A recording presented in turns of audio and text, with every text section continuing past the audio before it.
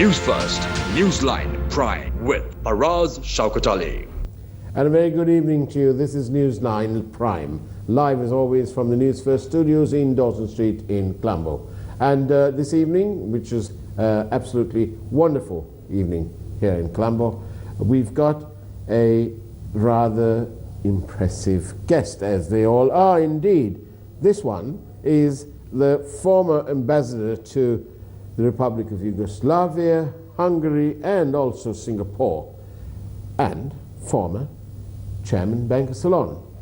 President's Counsel, Mr. Razik Zarook, is right here with us. Very good evening to you. Good evening, Faraz. Thank you very much, Mr. Zarook, for being on our program. Thank you for having me. And we'll get straight to the point, shall we? What does Citizen Zarook say about the current political ambience in Sri Lanka? Oh,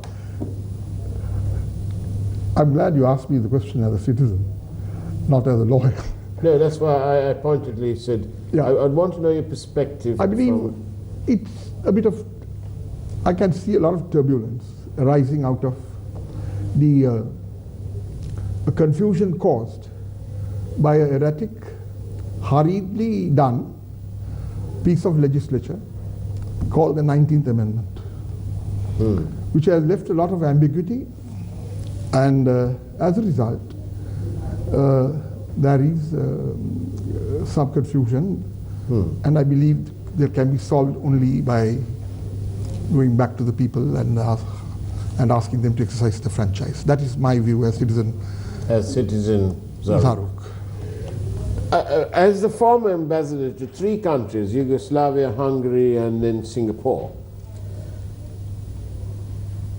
is it justified, all this negativity that Sri Lanka has attracted? I mean, I believe over 20 countries have travel advisories against us. I'm not sure that figure, but I know at least 3 countries have done it. And I had a call from South Korea asking me how things were. And I said, there's absolutely nothing wrong here. You can come here and you can do your business and nothing will happen. Everything is fine. But the travel advisories tell or suggest a different story. Faraz, is very unfortunate that these travel advisories are sent rather hastily, and I believe the Prime Minister himself, ex-Prime Minister rather, the deposed Prime Minister, Mr. Ranil Wickremesinghe himself, to a great extent contributed to it by saying, look, there are going to be riots and revolutions and all that type of thing. But you must understand how resilient the Sri Lankan people are. We were people who were subjected to a coup in '62, insurrection in '71, riots in '83, and a 30-year war. And I think we have remarkably restrained ourselves over the years, particularly the last few years. We must tell you that. Yeah. Having seen the dynamics around, yeah. I mean, the people have taken it very well. They know ultimately the situation will settle down. Yeah. I mean, although you expect the same things to be, I mean, to riots to take place on the streets and all that, yeah, that will never happen, because the people are very mature. They have exercised their franchise over a period of time, and they are quite used to handle situations like this. Having gone through a 30-year war, yeah, and I don't think these are temporary disruptions, and I don't think there's any necessity for us to worry about it. Everything is calm and quiet, and people are not going to get provoked purely because of this of the current situation around here. Well, but why are these foreign nations? I mean, their ambassadors are based here. They know firsthand, and I'm sure they watch the news channels. They rely on their own methods of intelligence to gather information, and surely they know that that nothing of the sort is happening? I think it is just trying to be alarmist. The idea is to create a what shall I say, a fear. President Kumaratunga once upon a time, when she was out of office, described the ambience at the time as one of an overwhelming fear psychosis. That's right. A fear psychosis being unnecessarily being created by certain interested parties. And look at the attitude. For example, I'm very happy about it, what India and China have adopted. Right. Both these great countries, I mean, they have a large population, practically almost 50% of the world, Yeah. both put together, and they both said, look, this is an internal problem. Let it be solved. They'll solve it. Yeah. We have the ability to solve it. We have had parliamentary democracy from 1948 onwards, or rather even prior to that too, we had a form of democracy. And why not we leave it to them? And people will solve it by, by exercising their democratic rights. And why are we worried? Leave it to them. It's an internal problem. But what amazes me and stuns me is that the Western groups of countries who are very concerned about it. Mm. And why are they concerned about it? Is it because their acolytes are not in power?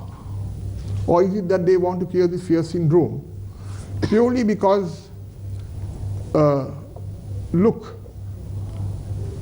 democracy is at threat. We have to restore back democracy. We have to ensure democracy prevails. There should not be a dictatorship or an army takeover, as it happens in other countries. The reason being, I think this is the cause they are trying to fight, because they want their interested parties to be in power. Now, when the local government elections were not held for 2.5 years, Yeah. provincial council elections were not held. And they're still not held. And still not held. And for all that, nobody raised a finger. Nobody raised a cry. Why? Why are they now trying to shed tears? I was earlier in central Colombo, by the old Parliament, and I was talking to a parking attendant there, and he said that it's a pity, just as we are raising our heads, he said, these politicians don't care what's happening. He said, normally, in this time, all the hotels are full and the three-wheel drivers are really happy, and as are all sort of, everyone's happy. He said, if not for parts of the Barmy Army, or cricket lovers, the hotels would be virtually empty. One of the hotels along there reported last week occupancy of 32%, which is absolutely astonishing. Now then, I think really we would be able to, we should really ask the question, and I'm doing so now. What does Citizen Zarook think is the cause of this? I mean, the people of Sri Lanka voted for Maithripala Sirisena for a change. We gave him the power to appoint the Prime Minister, as that's what the Constitution says. 100+ days later, there was a general election, and Mr. Wickramasinghe's combination received 106 votes. It was all on the basis of something called good governance. So why is it, what has led this breakdown? That's a very good question here. I will take some little time to answer that question too. Let's go back to prior to, say, January 2015. Now, at that time, there was a group of people, about 40, 50 people, who got together and said, we need good governance. And under the leadership of the Reverend Madhuluwa Visobita, who is now no more with us. And they were looking for common candidate, Yes. and they found Mr. Sirisena, who were prepared to come in Yeah. at that time, having been in a political party for a number of years. In rather a challenging ambience, if I may Challenging say. ambience, quite And could right. I quickly say this, please? On Newsline Prime, as we do on Newsline, we encourage our viewers to send us your questions by SMS, please. 0772 300 305. Back to you, Mr. Razik Zarook. So, and he was found, and he came in quite surprisingly. My God, that was he would have taken a very, a decision, a difficult decision, because he was going out of a party where he was general secretary, and he was an important member of the cabinet, a senior member of the cabinet. Whatever may be the circumstance, he joined in on the basis that they are going to form a government of good governance. They came on that platform. They had a 100-day program, and well, Mr. Sirisena won. He became President Sirisena. He was sworn in on the 9th of January. Yeah. And something remarkable happened. He, in turn, administered the oath on the Prime Minister whom he selected, the then Prime Minister, Ranil Wickremesinghe. At that time, Mr. Wickremesinghe had only 41 votes in Parliament. Right. So he was a minority Prime Minister at that time. Yeah. But at that time, he also had the confidence in himself that he will be able to get the majority in Parliament to support His position. in his opinion, that he could command So it Ranil was through him. Yes. Ranil will command through him Yeah. the confidence of Parliament. Right. Perhaps that is the reason why the then Speaker, Mr. Charles Rajapaksa, Yeah. did not, to his credit, Yeah. challenge that on the basis that, look, Mr. Wickremesinghe doesn't command the Is it Parliament. the job of the Speaker to challenge it? No, it is not. But Right. he did not, nor did he say, I'm going to take a floor count. Right. And then at floor count. No, he was given that opportunity. Then everybody thought everything is tickety-boo in the country. 100 days programs are going on. And what did they do within 100 days? Until that time, President Sirisena was quite happy to work with Prime Minister Ranil Wickremesinghe. So why the breakdown? Lo and behold, Yeah. within 90 days, the central bank was robbed. And you exposed it. And here's the man who came with a vision of having a Yapalana. He said, my God, see what has happened. So that was the first instance where there was a total dent, a very big dent in his confidence. And that dent, over a period of time, the numerous other occurring. These are like little mini strokes. Many strokes, and that became a very big fracture, I believe. It was not a dent, it became a fracture. Where at some point of time, he could not work with the Prime Minister. Which is what he said. Then. Is what he said. So Citizen Zarook is saying that, in his opinion, this is what has happened. Over a period of time, this is it's just the cause of the breakdown. The cause of the breakdown is the loss of confidence because of, I think, number one, the bond issue. Thereafter, a number of other issues where certain arbitrary decisions were being taken by the Prime Minister, not in consultation with the President, where the President had to intervene, particularly in a number of instances, and the last being the leasing out of or rather giving over the port of Colombo. You mean Hambantota? No, Colombo. Colombo. The East Terminal. East Terminal in Colombo. But the President has stopped that. Had stopped that. So that was the culmination of a series of events that built up into a crescendo. Right. A crescendo of loss of confidence. So at that particular point of time, he in fairness approached the great UNPers, including the Speaker first, and said, why don't you be the Prime Minister? I can't work with this. He says so. I'm going on what he says. Yeah. And it has not been denied. Yeah. And then he offers it to Sajid Premadasa. He says, no, I don't want to, because Sajid, of course, would take it, provided he's given the leadership of the party. Yeah. And I don't think Mr. Vikram Singh is at the moment inclined to give the leadership of the party to Ranil, so to Sajid. So as a result, there was a complete breakdown in confidence, and it came to a point where he had to look around.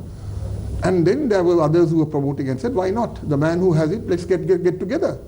Yeah. Let's go back Yeah. to the old party. Let's bring all broken factions together. And here is the man who has about, together we'll have about 93 to 95 people. The man who commands the most in your confidence in Parliament, according to you, is Mr. Mahinda Rajapaksa. So why not you appoint him? So, and there is no permanent enemies or no permanent friends in politics, you know. But this was he was the third choice. He was the fourth choice. The fourth choice. Well, I believe in between there he was offered it to Mr. Madhua Bandara also. Oh, really? Yeah. According to what I hear, and according to what he was said. Ranjit Madhua Bandara. So what other alternative does the Prime Minister have? But Does the President have, rather? Alex Perry, for Time magazine, on the 29th of March 2004, at President's House, asked President Chandrika Kumaratunga why she called for elections, why she dissolved Parliament, why she called for elections. She said that she couldn't work with Ranil Wickremesinghe. That's true. That's right, that's correct. I remember that. So, usually we learn from our mistakes. So what went wrong here? At that time, of course, she had the ability to dissolve Parliament. Yes or no? But now, of course, the controversy is whether he had the ability to dissolve Parliament or not. That's the question. So that's the question, not the question of removal of the Prime Minister. No. That is not an issue. That has not gone before courts. Right. So now the question before that has to be decided upon is the famous, what shall I say, the conflict between Article 33, 2C of the Constitution, and Article 71 of the Constitution, which is now before courts. Now then, we've got several messages. Do send them in, 0772 300 305. You can drive the program, up to you. There is sorry, I do beg your pardon. There is provocation for the people to take to the streets. Maybe attempts made by the opposition to curtail budget spending succeeds. Some of the message is a bit garbled, but I think what they're trying to say is that there appears to be a growing provocation. Party cadres may be agitating. But Mrs. Zarook, would you agree, if I put it to you, that the people of Sri Lanka are, by and large, liberal-minded, liberal-thinking, peace-loving people who want to get on with each other and to get on with life? That's right, with that's correct. Opportunity not only for themselves, but for their children, for their grandchildren, for generations to come, and for their businesses. That's correct. I mean, most people in Sri Lanka are peace-loving. They don't want any, what shall I say, any problems around, and they would like to get about their daily activities in a normal course of events. But they will not try to get into, unless of course there are agent provocateurs who will try to set up certain things and create. Party cadres may of course feel bad. For example, the supporters of the United National Party and the affiliates might find it, difficult for them to take this up. But on the other hand, there will be elation on the other part, and they will all say, look, this has been legitimately done, correctly done. Agent provocateurs, I like that. They seem to be hard at work. We had an attempt to appoint someone to Sri Lankan Airlines as the chairman, and on our network we named that person as Kapila Chandrasena. He was engulfed in controversy and so on, and there was an absolute stink about it, and lo and behold, that didn't happen, and instead the Secretary of Transport has been appointed, probably in an interim space, Mr. Vithanage, who knows all about aviation, has long background in aviation. That was corrected. Indeed. Now then, now we have another situation where they are attempting to appoint Mr. Nalaka Gunaheva as the chairman of Sri Lanka Insurance Corporation, which enjoys a huge investment fund. But this person, there's litigation pending against him. So are we, it appears that agent provocateurs are taking advantage of this present ambience of political crisis. Faraz, I want to ask you, I mean, has Nalaka been appointed, or is it only a suggestion, or is it only that Well, the I media think, that have come out? I believe that I it doubt. hasn't been gazetted No, yet. I don't think so. I don't think Nalaka involved in so many other activities. He's involved in the Elia program and so many other things that he will accept a thing like that. I don't know whether this is something mischievous. I have yet to check on it. Yeah. But I would personally prefer Nalaka not accepting it until things settle down. Well, and certainly it would be best if the litigation was fully satisfied. That's right. And therefore, because we do want good governance. The people are crying out for good governance. It has to be verified and corrected. You know, there are a lot of fake news and a lot of what shall I say, false news items that are coming out. Yes, a number of them. But I doubt very much Nalaka will accept that also. Well, that's good if he doesn't, because we can do without this sort of thing. I don't think it's so. Now then, what do you say about what happened in Parliament? I want to ask this to you, but I'm asking this to you with your expertise as a legal man. I want to know, when you damage public property, as indeed those chairs and the telephone system and the microphones and all that, when they are damaged and they belong to the state, does the Public Property Act stop at Parliament, or is it alive? No, it's live. I mean, it's public property and it should not have been done, and very unfortunate. I'm very sorry that things like this do happen, and it's also televised right round. Yeah. Anyway, I'm in no way condoning that behavior in whatsoever. In any case, chairs should not be thrown, nor should objects be thrown. But then this is, unfortunately, these things happen not only in Sri Lanka, these things happen all over, in Japan, in Nepal, in Taiwan, in Venezuela, in India, Indian Parliament, then all over Bangladesh. These things do happen. Yeah. And even in Sri Lanka in 2001, they nearly set fire. That's right. They burned copies of the that was UNP Constitution. MPs who did that. They burned copies, they threw copies down, but that was the first time where there was fire inside the house, which is a very dangerous thing. You know, I mean, there's so many combustible material right round. If it catches fire, I mean, very difficult to bring it down. And you can see those things. Well, so those are none of those, nor what happened a few days ago, nor those items should ever be condoned. It should be, condemned. Well, apart from condemned, Citizen Zarook. Why? But then look at no, you're talking about the effect, Faraz, with all due respect. Yeah. Faraz, you're talking about the effect. Yeah. Why don't you look into the cause?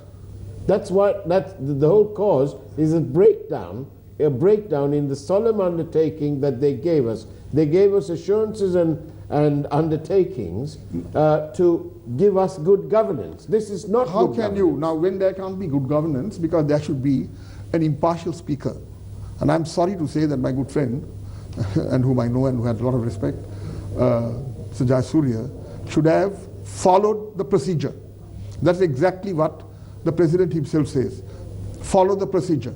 You did not follow the procedure, therefore I cannot accept it. You know, this is not the way in which, you know, when you are bringing a vote of no confidence, you don't just come to the house and then say, look, vote, and say, by voice I accept it. Yes. There's a procedure to be adopted under standing orders. And if you are going to suspend the standing orders, all the standing orders were revised somewhere in April 2018. Yeah. And I believe standing order 135 specifically states the procedure, the procedure that has to be adopted when standing orders are to be suspended. Right. Now here's a case where a resolution is brought in. If that is brought in, it's handed over to the Secretary General by a number of MPs, the required number of MPs. The Secretary General checks on it, discusses with the Speaker. He enters into the order book. And from the order book, it is now taken up for discussion with among the on the business committee or the parliamentary business committee, which has the leaders of the various political parties that are represented, and then they put it to the order paper, and then they discuss it. The number of hours will be debated, and how many hours would you like the people who propose it? It may be say 4 hours or 5 hours. Then the others will also ask for 4 or 5 hours. Debating time is given. Then a vote is taken. A vote can be taken either way, by division, voice, or by electronic. But it must be done properly. Properly. You can't come to Parliament, and when you suspend standing orders, there is a procedure to be adopted, and 135 is very, very clear on that. Right. And it says in no uncertain terms that, I have it, 135, suspension of standing orders. I'll read that to you. Right. Any one or more of the standing orders may be suspended on a motion made after notice by a majority of members of Parliament at any meeting to enable any special business to be considered or disposed of. Right, so it must be given in advance. That is, I'm reading 135, our standing orders of the Parliament is about of our written down constitution. No, not because these are the standing orders of the standing orders. Parliament. Then is provided, look at this, that a motion under the standing order, unless proposed by a minister of the Cabinet of Ministers, shall be decided by a division and shall be declared lost if it appears that less than 20 members of Parliament voted the majority in support of such motions. So there's a procedure to suspend standing orders. No. Here, but what is very, very ironical here is, the first day the Speaker accepts it and says, no, I have to accept the Gazette, because the Parliament doesn't appoint Prime Ministers.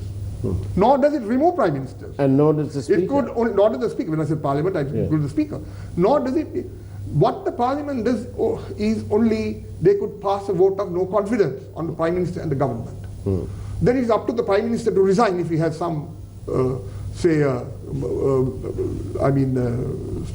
he has a case to answer. He resigns. Or the President will say, look, you have lost the confidence of the Parliament. I'm going to appoint someone whom I feel is the confidence in my opinion, and appoint somebody else.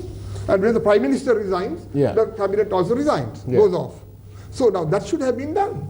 Now here he comes into chambers with police escorts, and I'm sorry that it had to happen like that. He should have come and sat on it. And with the base brought in by one of the assistant sergeant at arms or whatever. And then he says, suspend the standing order. Where is Mr. Sumantran? Where's Mr. Sumantran? I can't hear you. Where are you? And then Mr. Sumantran, who is an opposition member, moves to suspend standing orders. We don't know whether the vote was taken, whether anybody seconded it. I didn't hear it. So clearly one of the most partisan speakers in the history. And then you go for a vote, and you say, no, I can't take a vote. You have suspended standing orders now. Right. And he says, under 47 of the standing orders, I go for a voice. You suspend standing orders, and then you say, I make use of 47. Last and final question to you. Has the Speaker, Karu Jayasuriya, been partisan in the extreme? I'm sorry, in this particular instance, there's no other, that's an irresistible conclusion. Which is that? That he had been partisan. He had looked after his party more than his independence as a Speaker. Once he comes in as a Speaker, he had to shed his party clothes, his attire, everything out, and be an independent man. And that's how it was all throughout. And I'm sorry, in this instance, his loyalty to the party has overtaken his independence as a Speaker. Razik Zarook, President's Counsel, Razik Zarook, thank you very much for being on Newsline Prime. And we'll leave you with this message. Think and think again. Put our country first. Thank you for watching. Take care. Good night and God bless. Thank you very much, and good night to you, Faraz. Thank you. These are the political, economical and social problems in the country. Divide the classroom into two and hold a debate. This group to my right will speak for the topic and the group to my left will oppose the topic. Now, it is better if you do it the way they do it in the parliament, like the ruling party and the opposition. Use that. Thank you. We hope to take this country forward for the midterm projects in the country. The people of this country are suffering.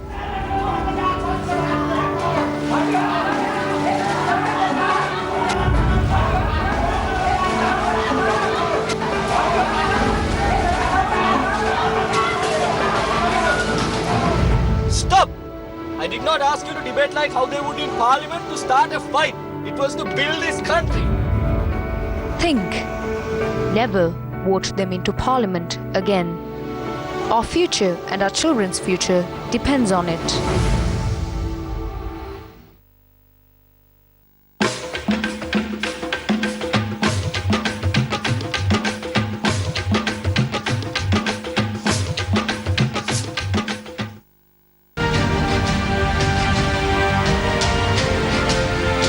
News First, Newsline Prime with Faraz.